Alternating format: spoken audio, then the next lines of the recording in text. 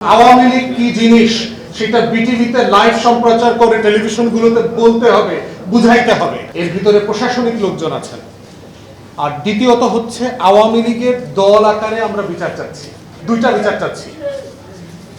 এখন এই দুই বিচারের জায়গাতেই বলা হচ্ছে যে যুক্তিটা আসতেছে আওয়ামী লীগের তো লক্ষ লক্ষ কোটি কোটি মানুষ, তারা কি অন্যায় করছে, তারা কি খুন খারাপি করছে।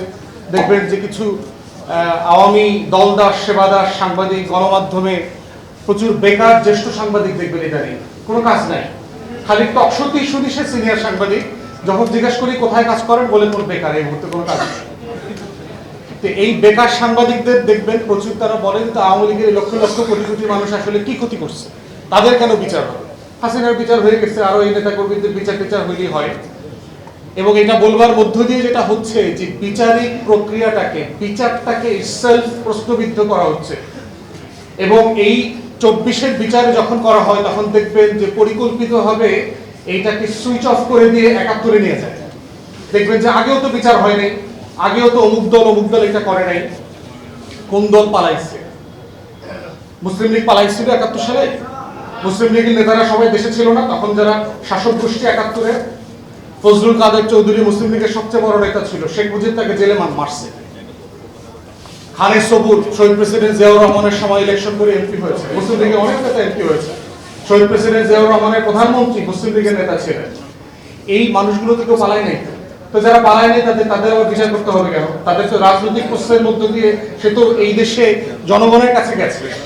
অতএব এই যে প্রশ্নগুলো, এই প্রশ্নগুলোকে আমাদের রিফিউট করতে হবে বিচারের যে সম্মতি তৈরি করার জায়গাতে বারবার পরিকল্পিতভাবে।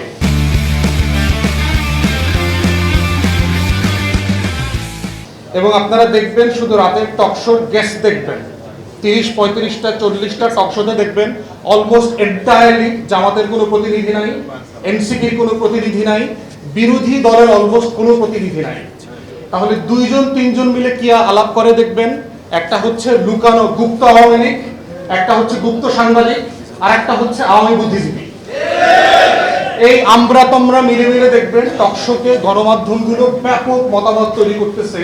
আর এই বিচারিক প্রক্রিয়াটাকে কিভাবে প্রশ্নবিদ্ধ করা যায়, স্লো করা যায়, ইতিহাসের অন্য ঘটনার সাথে ডাইলিউট করা যায়।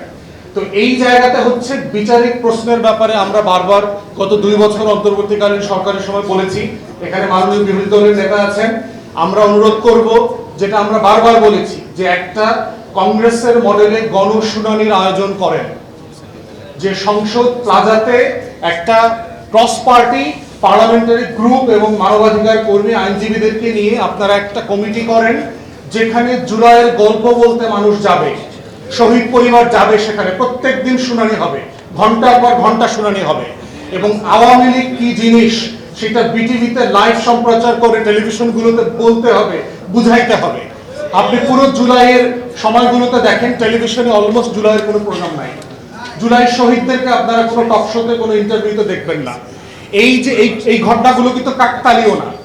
আমরা যারা গণমাধ্যমের চরিত্র বাংলাদেশে জানি, তাদের খতিয়ান আমলনামা জানি, তাদের মালিকানা সম্পর্কে জানি, এগুলো পরিকল্পিতভাবে করা হচ্ছে।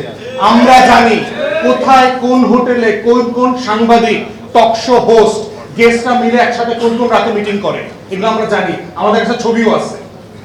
অতএব এই কালচারাল ফ্যাসিজমকে যদি আমরা কালচার দিয়ে পাবলিক কনসেন্ট তৈরি করবার মধ্য দিয়ে বিচারিক প্রক্রিয়াকে হেল্প করতে না পারি, শুধুমাত্র বিচারিক প্রক্রিয়া চলবে না, বিচারিক প্রক্রিয়ার দাবিটা থেমে যাবে।